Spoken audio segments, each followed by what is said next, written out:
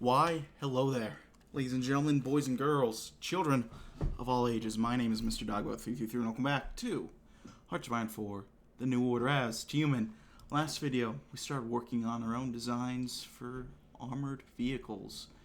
It's going along okay, I think. We'll probably develop something soon enough. Credit rating also went up last video, which is pretty good. And our GDP, hold on. Oh, we need more grid power now. That's a little annoying.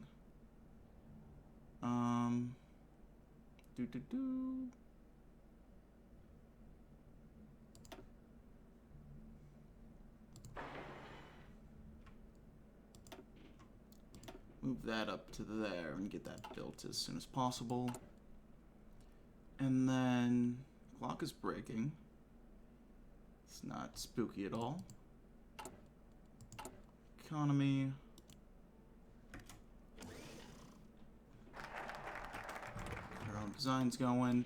Next,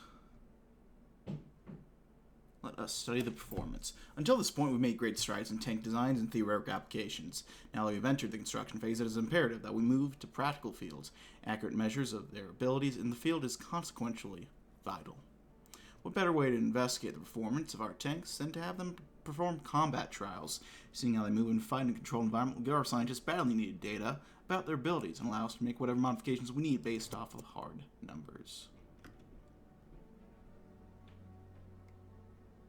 Well, there we go.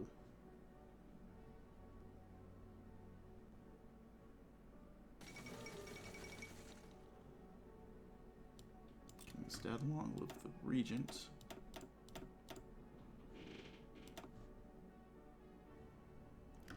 We'll try to up that as much as we can to keep some GDP growth going. What seems to have fallen a little bit. Yep. Okay, well, Tomska's coming in clutch there. Kemerovo's doing pretty decent. I think I bet Siberian Black Army, but now that I look at it, I mean, these guys have more manpower than these guys do over here, so it's not too surprising. Let's do our own strategies. One of the greatest strategies of downfall of the Soviet Union was scattering of some of Russia's greatest talents to the wind. General Tukhachevsky, known as the Red Napoleon for his contributions in the 20s and 30s, is but one of these. For his presumed death during the collapse of the front. He innovated greatly in the field of military doctrine with his deep battle theory, which emphasizes the movement of many formations in order to achieve victory through the entire battlefield being of particular note. In fights such as this, where resources are limited, the outcome of battle rests on a knife's edge, superior tactics are vital. Repurposing the work of the Soviet greats only help us achieve victory. Hey Yuri, keep our speed when we come up on that ramp. Don't even think about slowing down. I want to see if we can make this thing fly. Yuri heard his commander, who was shouting to get his voice across the incredibly loud tank interior of the tank, but did not turn to face him. To take his eyes off the course would invite disaster. Are you sure this is wise, comrade? That shock could kill us all. We're in a tank, you fool. We'll be fine. Maintain our speed, Yuri. As Yuri made the turn, the incline finally came into view. Against his better judgment, he decided to oblige with his commander's orders. From silence, the observing officers grew slightly concerned when the T-54 approaching the natural ramp did not slow down like usual. The tank came to a slope, and as Yuri had feared, the speed at which he was going caused the tank to soar through the air, if only for a second. The observers, meanwhile, watched in excitement and a little horror. The tank violently tumbled over the ramp. The impact could be heard over the engine of the other tanks navigating the obstacle course. After the tank had reacquainted itself with the ground, it remained completely still. Following a few tense moments, the tank resumed its relentless journey around the course, with sporadic cheers and claps erupting across the sidelines. Some of the older officers scoffed at the reckless nature of a stunt, but even they couldn't help but admire the spirit of the new recruits. They're certainly not lacking in enthusiasm. There we go. Notice we don't have the economy stuff anymore for the warlord states, which is interesting. And honestly makes sense. Probably, at least. But that's still something to note. Keep in mind, we now have max power.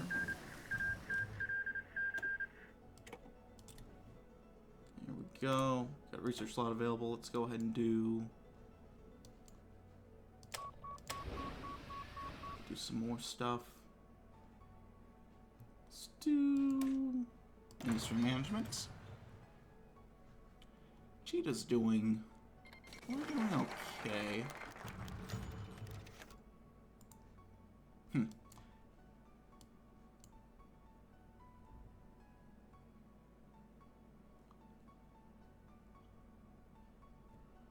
Ooh, I think that one's the one that America can't really win. That is interesting. Anyway.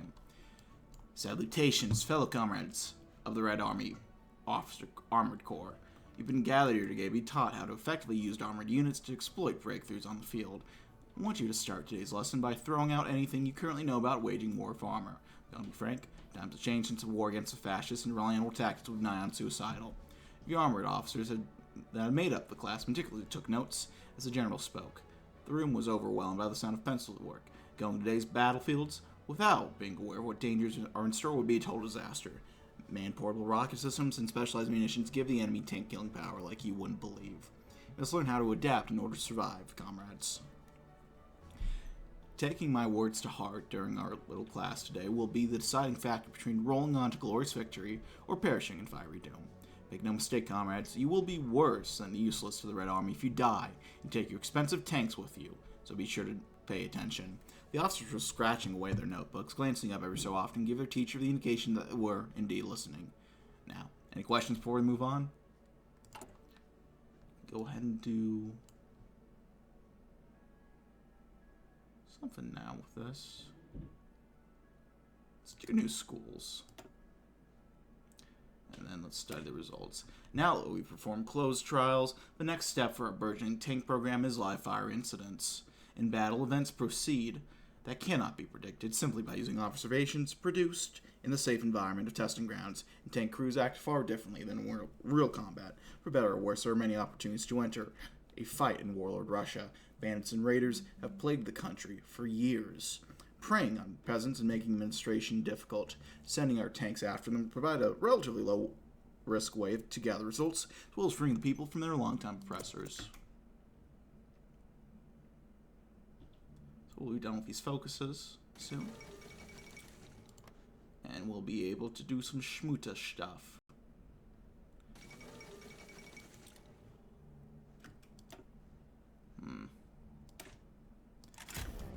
Tyumen is a little awkward because we're going to smash between the two actual unifiers of the region.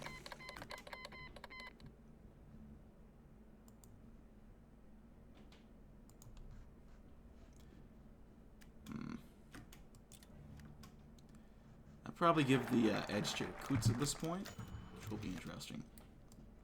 Comrade Makarov looked across the vast Siberian plains through his binoculars. He scanned the horizon slowly, giving consideration to every odd shape and possible smudge on the lens.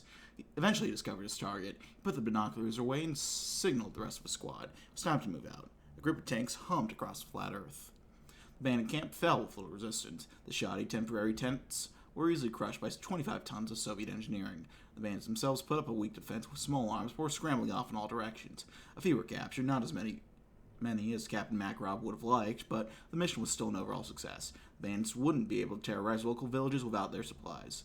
It was sun set in front of them, and the bandit camp smoldered behind them. Captain Makarov and his tank squadron made the journey back to home base, eager to begin their next mission. Some of the tanks went on with them, designed to destroy. I should probably start getting these guys properly assigned. We'll do Golikov. Are you any good? Alexander, you're okay. We could train you up. We'll get you to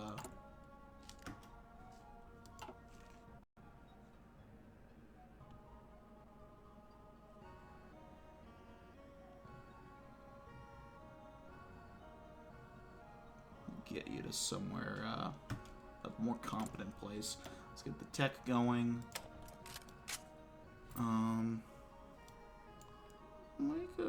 Let's work on that infantry equipment.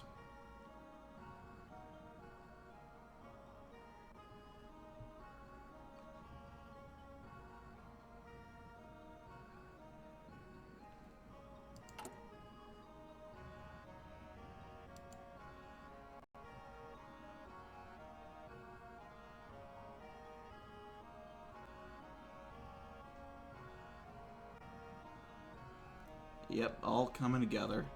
Smoother. Oh, there goes the Adolf, the H-man. The clock is breaking. And once it breaks, we shall break free.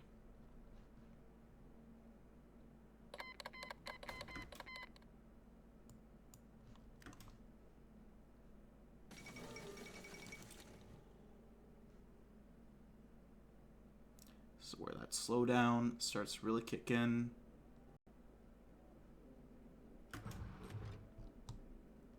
Well, history does not repeat itself, but it sure rhymes. We're living the second time of troubles, with all the chaos, blood, and wars that comes with it. Pages of Russian history are being written as the bullets fly. And who are we to become another footnote? So off the bat, we could invade the Black League.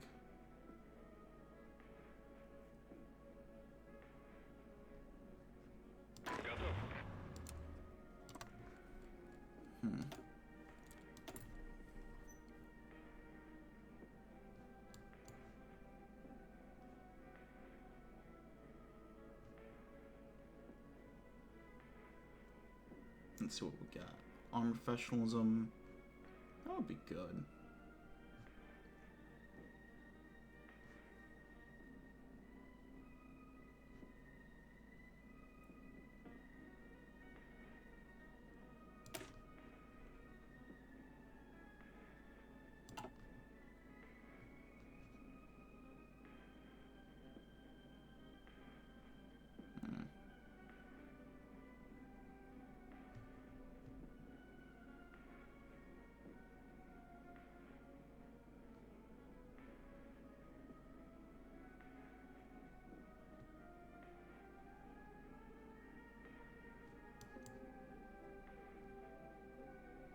Options, options, options indeed.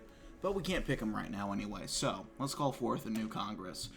Petty party politics distract from the happenings around us as the treasonous warlords of West Siberia mobilize. The West Siberian People's Republic is to be restored, let alone the Soviet Union. The inter-party bickering must be put to rest. The leaders of two main cliques, Chairman Kaganovich and Khrushchev, must settle their and their followers' differences. Such a new party Congress will be called. The Congress will help focus the party's vision and bring its disparate wings together, but beneath that, deals will be made, threats delivered, and bribes taken as Kaganovich and Khrushchev jostle for influence. Relations between the two men are still somewhat amicable, but time will tell how long this lasts. This is going to be... it's a little testy. So I'll save off the bat. I think we want to go towards the league.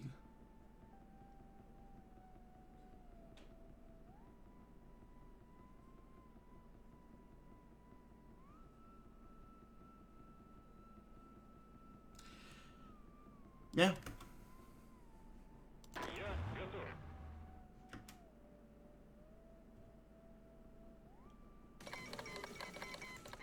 There goes the German Civil War. So it begins. How are we doing with all these guys? We'll get them all trained up and deployed now, actually. Sign them there. I'll trial by gunfire. Let's get away as any.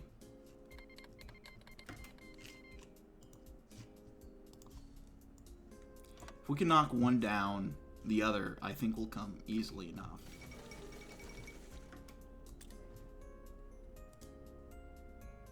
I'm more concerned with the military district, honestly, but there's only so much we can... And now the warlord development is back. Let's do external investments.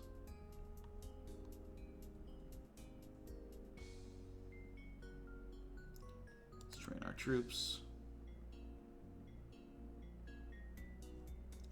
And then we'll reconnect. I'll do research and power grids.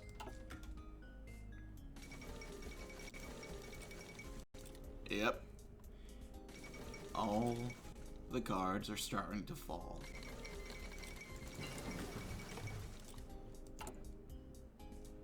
We could scavenge for some loot.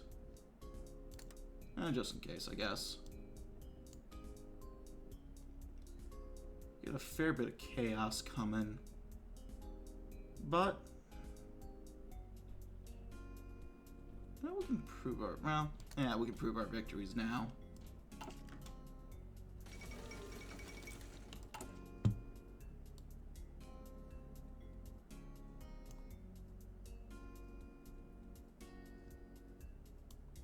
We could get free reunion with the aviators potentially. There goes a new Congress. And then next, what is the 5-year plan? The necessary preparations for the 5-year plans were made prior, thus we'll initiate the plans better in conditions than if we didn't.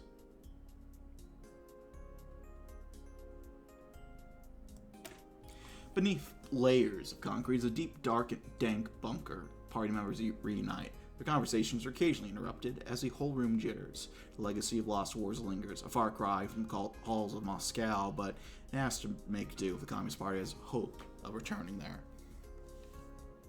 There are many items on the agenda that would shape the future of the People's Republic. Questions of the budget, promotions, and appointments. However, to open the Congress was the most important pressing question. What is the 5-year plan?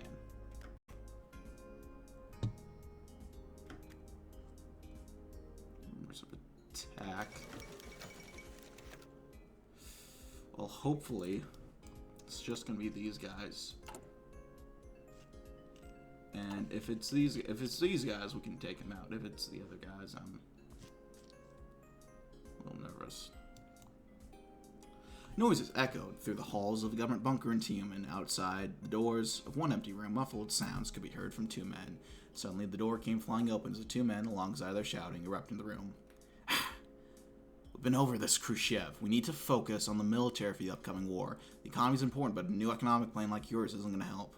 Help in the long run, Kaganovic. A new economic policy would help revitalize our agriculture and civilian industry. We need to build on what we have now and support our people. Broad, bold new plans are what will help the economy the most. If we support a civilian economy, the military will follow alongside it.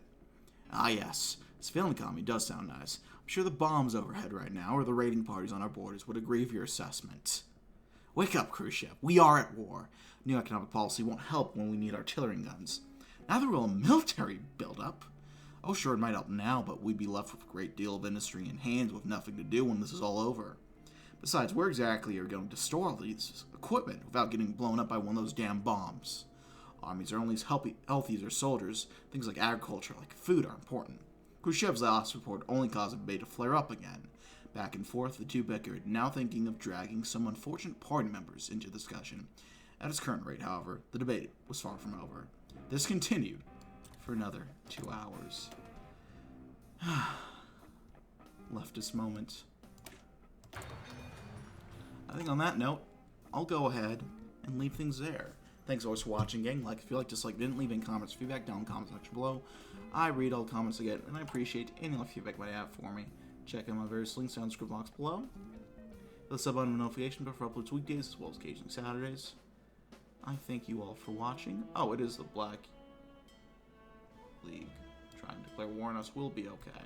Anyway, yeah, we will see you all in the next video. Bye-bye now.